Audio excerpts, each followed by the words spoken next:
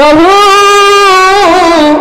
আমি বিশ্বনবী রাহমাতুল লিল আলামিনের মন বেজারের কারণ জানতে চাইছেন। প্রভু আমি বিশ্বনবী এজন্যই মন বেজার, আমার উম্মতেরা মাত্র হায়াত পেয়েছে 60 থেকে 65 ঊর্ধ্বে 100 বছর।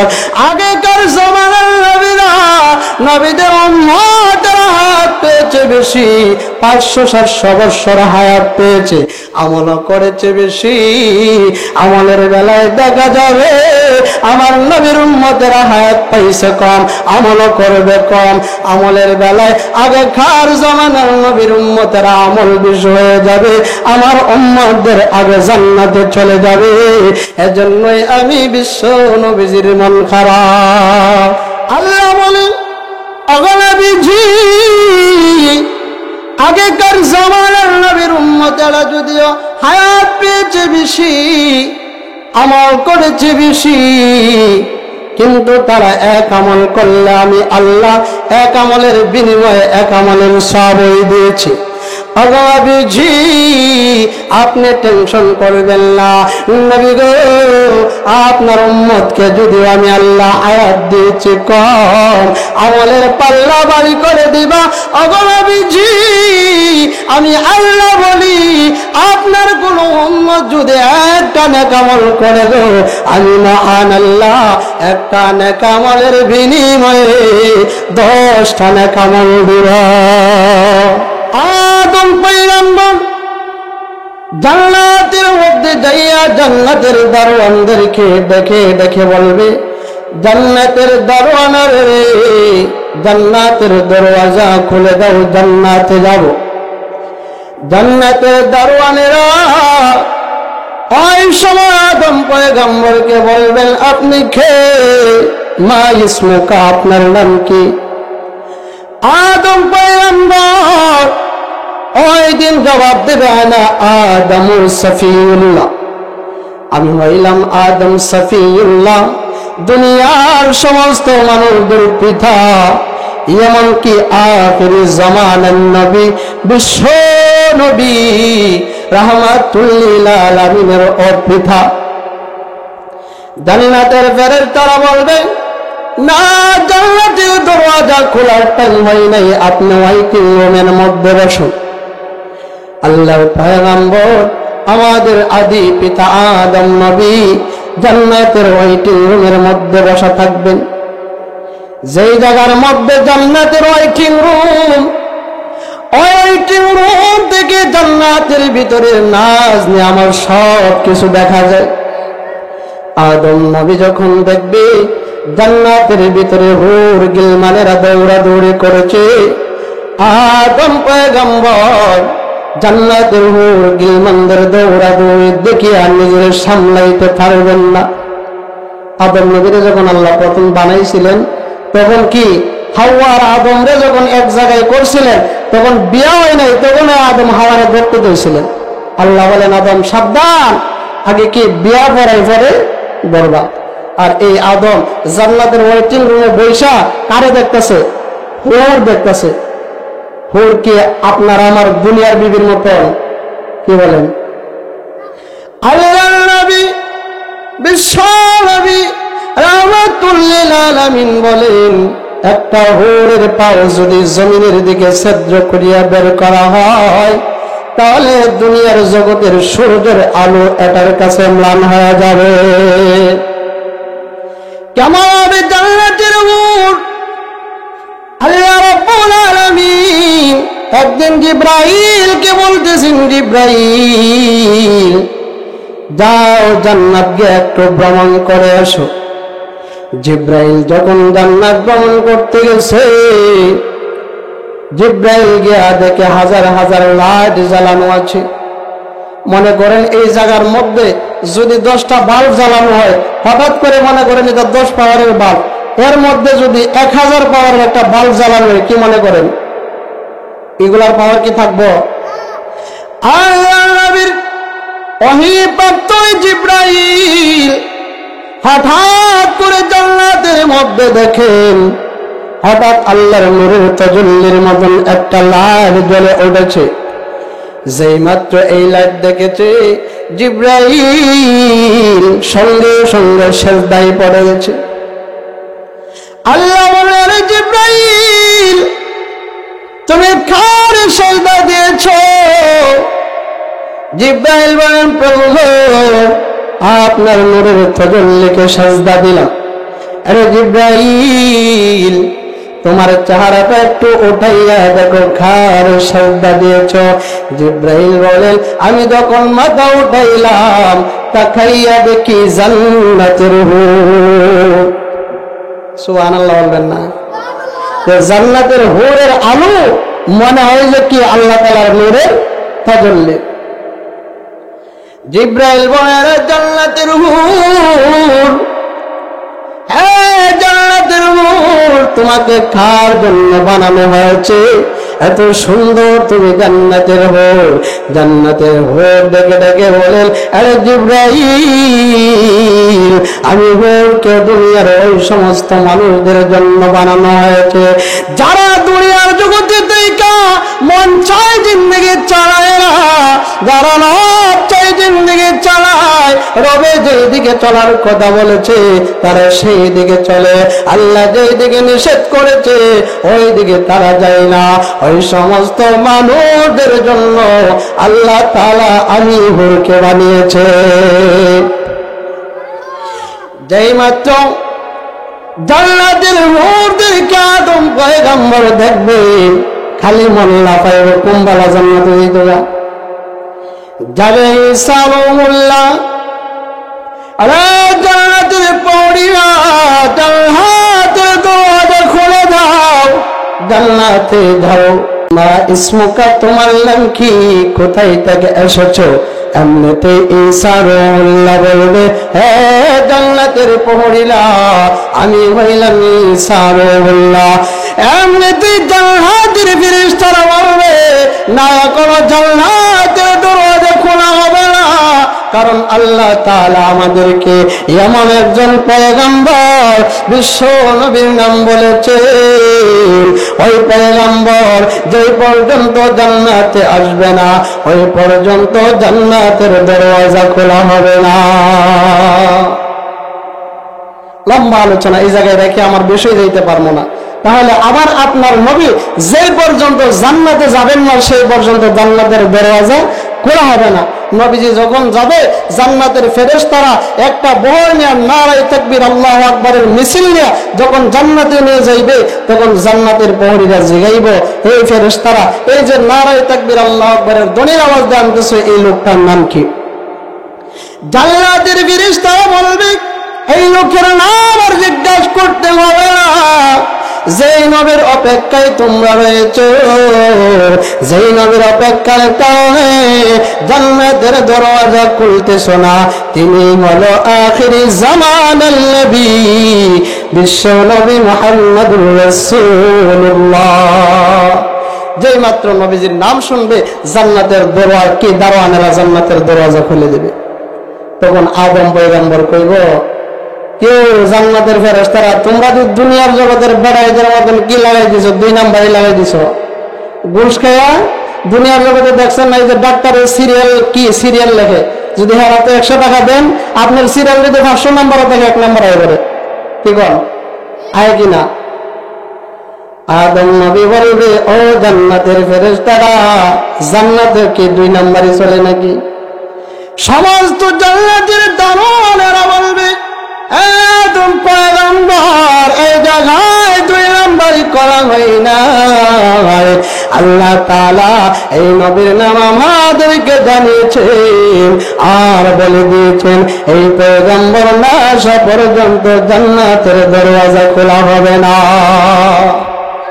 তাহলে ওই নবীর উম্মত আমরা, এমন নবীর উম্মত হয়ে আপনারা কি খুশি না বেজার? কেরা কেরা বেজার একটু হাত উঠান, তাইলে সবাই খুশি নাকি? আমার আপনার নবী এত মায়ার নবী, এত দয়ার নবী, এই নবীরে কেন আমরা মহব্বত করব? নবীজি দুনিয়ার জগতে তাই আমরা বলছেন না, আখিরাতে বলবেন না, রওজা ধরে এখন আমাদের জন্য কাঁদতেছেন, 7 আসমান পাড়ি দিয়া সিদরাতুল মুনতাহা হইয়া যখন নাকি মেরাজের রজনীতে গিয়েছিলেন তখন নবী আমাদেরকে বলেননি, সুবহানাল্লাহ বলবেন না? আপনারা তো আলোচনায় বুঝতেছেন না।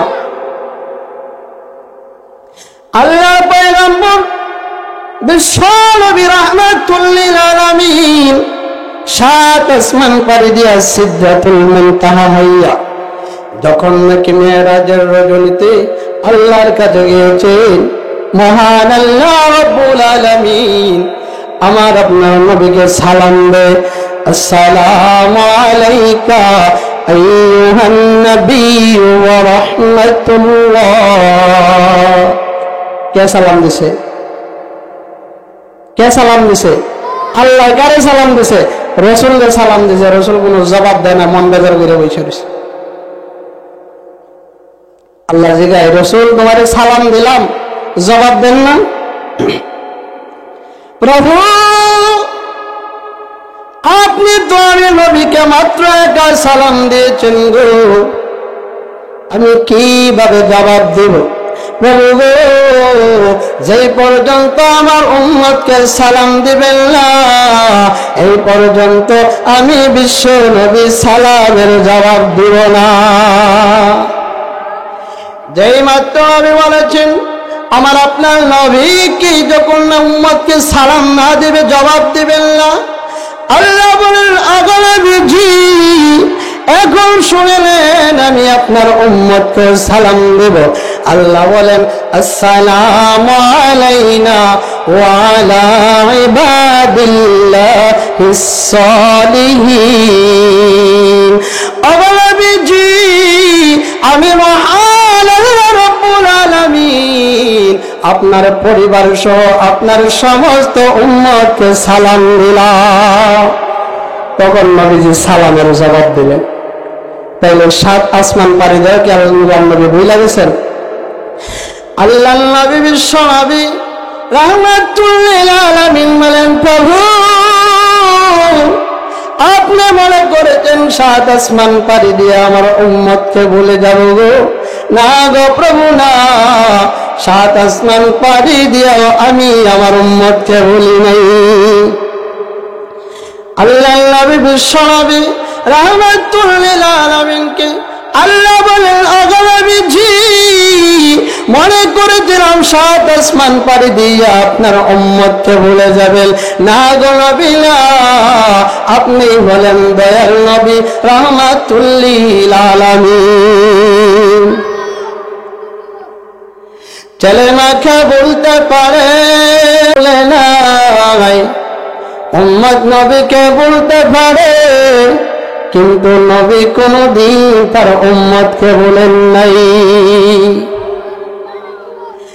আল্লাহ নবী বলেন, রা পৃথিবীর মানুষেরা শুনো, তোমার মা তোমাকে যতটুকু মহব্বত করে গো, আমি বিশ্ব নবী রাহমাতুল লিল আলামিন এর চাইতে কোটি কোটি গুণ বেশি মায়া তোমারে করি। আমার আপনার নবী বিশ্ব নবী রাহমাতুল লিল আলামিন শুধু উম্মতে উম্মতে বলে কাঁদতেন, আল্লাহ আমার উম্মত কোথায় যাবে, আমার উম্মত আমার উম্মত। আল্লাহ নবী বিশ্ব নবী রাহমাতুল লিল আলামিন শুধু উম্মত নিয়ে টেনশন করতেন। নবীজির উম্মতের টেনশন দেখা আমার আপনার মহান আল্লাহ আয়াতে কোরআনে নাযিল করে দিয়েছেন, وَلَعَلَّكَ بَاخِعٌ نَفْسَكَ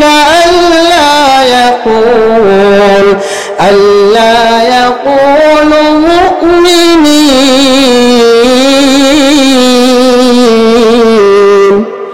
আল্লাহ বলেন আগো নবীজি আপনি কি উম্মতের টেনশন করিয়া জীবনটারে ধ্বংস করে দিবেন নাকি? আপনি এত টেনশন কেন করেন? আগো নবীজি উম্মতের জন্য টেনশন করিয়েন না গো, আমি মহান আল্লাহ রাব্বুল আলামিন আপনি নবীর উম্মতের জিম্মাদারি হয়ে গেলাম। এই নবী আমার আপনার জন্য এত পাগল, আমরা কতটুকু পাগল হয়েছি? হ্যাঁ, এই নবীর জন্য আমরা তো পাগল হইতে পারলাম না। যদি পাগল হইতাম মাথা থেকে নেওয়া পা পর্যন্ত সুন্নতের কোনো খবর নাই। আল্লাহ নবী বিশ্ব নবী রাহমাতুল লিল আলামিন কেমন দয়াল নবী ছিলেন, বিশ্ব নবী তার উম্মতকে কত ভালোবেসেছেন। আল্লাহর নবী বিশ্ব নবী রাহমাতুল লিল আলামিন একদিন আম্মাজান আয়েশা রাদিয়াল্লাহু তাআলা আনহার পুরো মোবারকের মধ্যে কল্লা দিয়া শুয়ে আছেন। স্বামী স্ত্রীর সম্পর্ক তো কি, আম্মাজান আয়েশা রাদিয়াল্লাহু তাআলা আনহার পুরো মোবারকের রাসূলকে মাথা দিয়া শুয়ে রয়েছেন।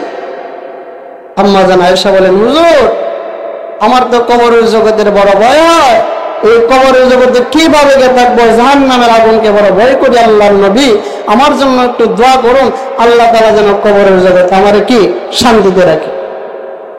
যেই মাত্র আম্মাজান আয়েশা রাদিয়াল্লাহু তাআলা আনহা এই কথা বললেন, বিশ্ব নবী রাহমাতুল লিল আলামিন দুইটা হাত উঠায় আল্লাহ তাআলার কাছে দোয়া করেন, প্রভু আমার আয়েশা কবরের জগতে ভয় পায়।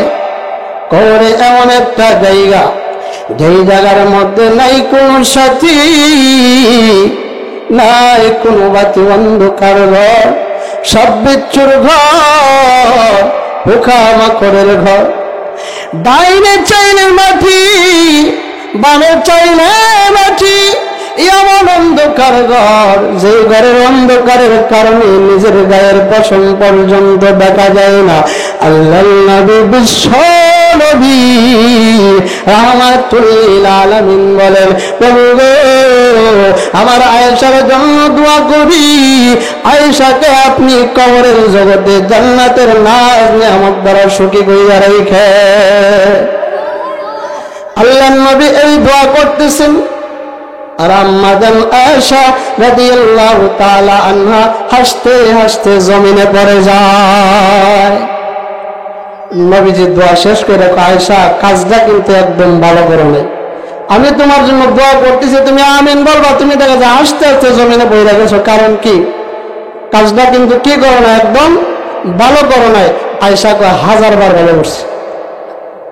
স্বামী স্ত্রীর সম্পর্ক, এটাকে আপনি আমি কইতে পারবো, এটা রসুল আর রসুলের বিবির সম্পর্ক। রসুল কি করছি, 1000 বার ভালো করছি। রসুল আমি যে হাসছি, হাসার একটা অবশ্যই একটা কি আছে, কারণ আছে, আমি কারণ ছাড়া কি হাসছি না। আল্লাহ নবীর বিবি আয়েশা বলেন, ওগো নবীজি আমি আয়েশা রাদিয়াল্লাহু তাআলা আনহা আজকে যেই পরিমাণে হাসছি গো, আমি আয়েশার জিন্দেগি তো এমন পরিমাণে হাসি নাই। ওগো নবীজি আমি আয়েশা কেন আসবো না, আপনি বিশ্ব নবী রাহমাতুল লিল আলামিন, এমন একজন পয়গম্বর, যে পয়গম্বরকে আল্লাহ না বানাইলা আকাশ জমিন কোনো কায়নাত কোনো কিছু বানাইতেন না। ওগো নবীজি আপনার উসিলায় কুল কায়নাত তামাম পৃথিবী যে আল্লাহ সৃষ্টি করেছেন, আপনি তো এমন একজন পয়গম্বর যে রব্বুল আলামিন আপনি নবীজি দোয়া করলে পরে কোনদিন ফেরত দিবে না গো, এমন একজন নবী হইয়া আমার স্বামী হইয়া আমি আয়েশার জন্য দোয়া করেছেন, আমি আয়েশা হাসবো নাকি কাঁদবো? আল্লাহর নবী বলেন, আয়েশা আমি তো মাত্র আজকে তোমার জন্য দোয়া করলাম, এমন পরিমাণে এসেছো। আরে আয়েশা শোনো, আমি বিশ্ব নবী রাহমাতুল লিল আলামিন আমার গুনাহগার উম্মতের জন্য একবার দুইবার নাই গো।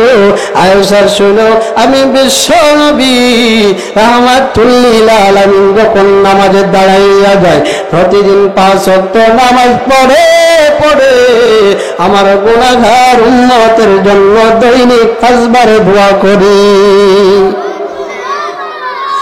আয়েশা শুধু দৈনিক 5 ওয়াক্ত নামাজের পরে দোয়া করে তা নয়, আমি বিশ্ব নবী রাহমাতুল লিল আলামিনকে আমার আল্লাহ একটা ওয়াবার স্বরূপ নামাজ দিয়েছেন, যেই নামাজটা হলো তাহাজ্জুদের নামাজ, যেই নামাজটা আমরা সবাই যোহরের নামাজের পরে পড়ি, ঠিক নেই? কয় ঠিক বুঝি? তাহাজ্জুদের নামাজ কি যোহরের পরে পড়েন? পড়ি না, তাহলে কম কেমনে? কোন সময়? ফজরের আগে, সুবহ সাদেকের আগে। আল্লাহ নবী বিশ্ব নবী রাহমাতুল লিল আলামিন বলে, আয়েশা শুনো, আমাকে মহান আল্লাহ রাব্বুল আলামিন একটা অবসর নামাজ দিয়েছেন, তাহাজ্জুদের নামাজ। আমি বিশ্ব নবী যখন নাকি তাহাজ্জুদের নামাজে দাঁড়াইয়া যায়, প্রতিদিন তাহাজ্জুদের নামাজ পড়ে পড়ে আমার গুনাহগার উম্মতের জন্য দোয়া করি। রাসূলের মায়া আছে না নাই? কি বলেন, আছে না নাই? আল্লাহর নবীর বিশ্ব নবী রাহমাতুল লিল আলামিন এত তার মায়া আপনার আমার প্রতি। আয়েশা রাদিয়াল্লাহু তাআলা আনহা বলেন, ও নবীজি, আপনি এমন একজন পয়গম্বর, আমি আয়েশার জন্য দোয়া করেছেন, আমি হাসবো নাকি কাঁদবো? নবীজি দোয়া করলে কি আল্লাহ তাআলা কোনোদিন ফেরত দেন? কি বলেন? একটা ঘটনা আপনাদেরকে বলি।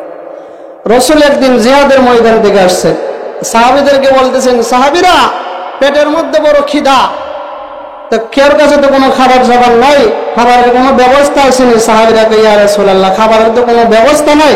একজন সাহাবীকে, হুজুর যদি অনুমতি দেন তাহলে আমার একজন সাহাবী আছে, ধনী মানুষ, যদি তার বাড়িতে যাই মনে হয় আমরা খাবারের কিছু কি ব্যবস্থা হইতে পারে।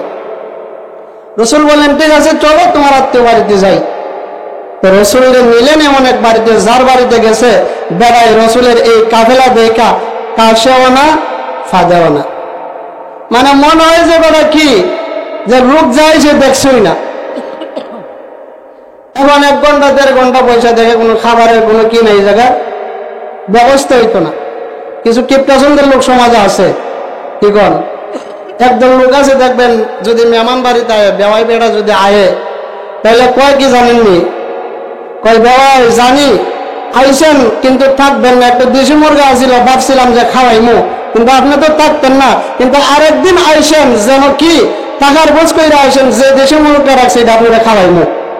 আচ্ছা, বেওয়াই বেটা কি বেড়ারা কইছে যাই ওখানে বেড়াই খাওয়াই দিতেছে, বেড়া মনে হয় কি খুব খাওয়া নাকি না খাওয়া। তো এক জাতের লোক আছে সমাজের মধ্যে কি খুব বখিল। তো 1 ঘন্টা 2 ঘন্টা রাসূল দেরি করলেন, কিন্তু কি রাসূলের কোনো খাওয়ান দেয় না। রাসূল বলেন, ও সাহাবীরা, এইবারে যে কিপটা বেটা, এইবারে আমরা কি দিত না, খাওয়ান দিত না, আসো চইলা যায়। যাওয়ার পথে রাসূল বলেন, আসো এই লোকের জন্য আমরা একটু কি করব, দোয়া করব। সাহাবীরা মনে মনে টেনশন করে যে হাই রে, রাসূলের আইনা বসায় রাখলো, কোনো কথাও কইল না, হাসলো না, কাঁদলো না, কিছুই বললো না, খাবারও দিল না। রাসূল এখন দোয়া করবো, আল্লাহ জানে তার জন্য যে কোন ধরনের গজবের দোয়া করে। আল্লাহ রাসূল সাল্লাল্লাহু আলাইহি ওয়াসাল্লাম 2 হাত উঠায় কি আল্লাহর কাছে দোয়া করে, প্রভু, যে লোকের বাড়িতে আমরা আসলাম আমাদেরকে খাওয়াইলো না, কথাও বললো না, প্রভু গো, আমি আল্লাহর নবী বিশ্ব নবী রাহমাতুল লিল আলামিন, আমি দোয়া করি ওই লোকটাকে নেক হায়াত বাড়ায় দাও। কেমন কান্ডারি নবী।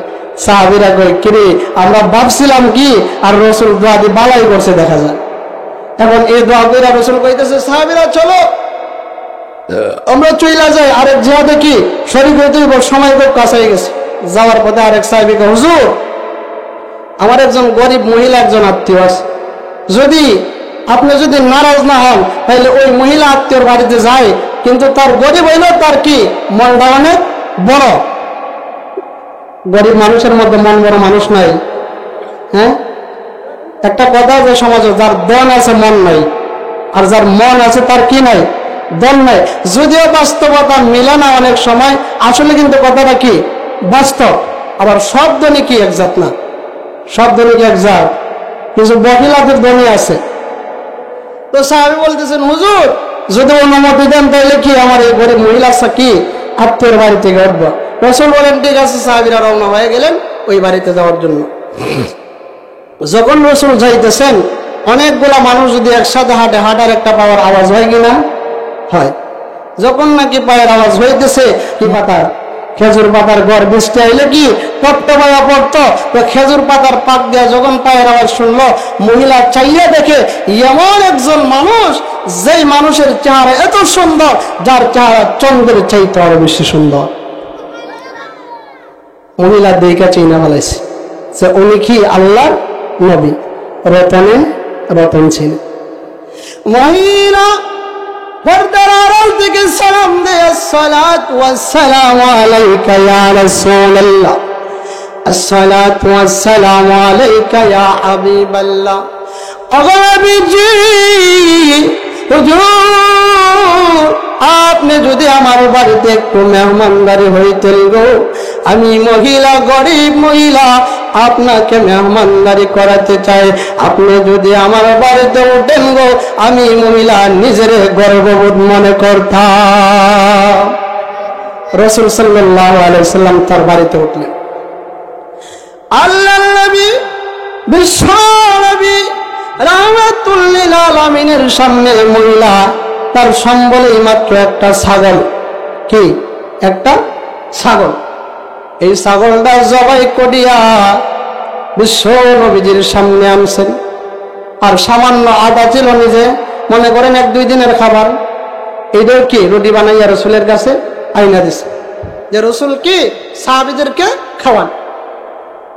রসুল বলেন, সাহাবীরা এই যে কি বকরির গোশতের ডাকটা আর রুটির আমার কাছে আনো। রসুল এই জায়গার মধ্যে একটা ফু দিয়া দিলেন। রসুল বললেন, সাহাবীরা সবাই রে বাইঠা দাও। সমস্ত সাহাবীরা পেট বইরা খাইছে, খাইতে খাইতে গলা পর্যন্ত আনছে। আনার পরে রসুল বলতেছেন, সাহাবী তাকায় দেখো তো তরকারি কতটুকু শেষ হয়েছে। সাহাবী বলেন, হুজুর যতটুকু তরকারি বাটার আগে ছিল, বাটার পরে খাওয়ার পরে ততটুকু তরকারি রয়ে গেছে। এবার রাসূল সাল্লাল্লাহু আলাইহি ওয়াসাল্লাম বলেন, ঠিক আছে সাহাবীরা, এবার তো যুদ্ধের ময়দানে যাইতে হবে, সময় খুব সংকীর্ণ, যাইতে হবে জিহাদের ময়দানে, আসো চলে যাই। যাওয়ার পথে আল্লাহর নবী বলেন, সাহাবীরা আসো এই মহিলার জন্য একটু দোয়া করি। সাহাবীরা মনে মনে খুশি যে খাইয়া কি রাসূল একটু তুষ্ট হয়েছে, পেটটা ভরছে, আমরাও খাইছি, খুব তুষ্ট হয়েছে, এখন যে মহিলার লেগে রাসূল একটা দোয়া করব, খুব একটা দোয়া, কি খুব একটা দোয়া করব, যে দোয়া মহিলা কি খুশি হয়ে যাইব। আল্লাহ রাসূল 2 হাত ওঠায় আল্লাহর কাছে দোয়া, প্রভু যে মহিলা আমাদেরকে দাওয়াত দিয়া তার সম্বল মাত্র একটা কি বকরি আর 2-3 দিনের রুটি, আটা রুটি বানাইয়া আমাদেরকে খাবার খাওয়াইল, প্রভু ওই মহিলার জন্য আমি দোয়া করি, আপনি আমার সামনে এই মুহূর্তের মধ্যে ওই মহিলাকে মৃত্যু দিয়ে দাও।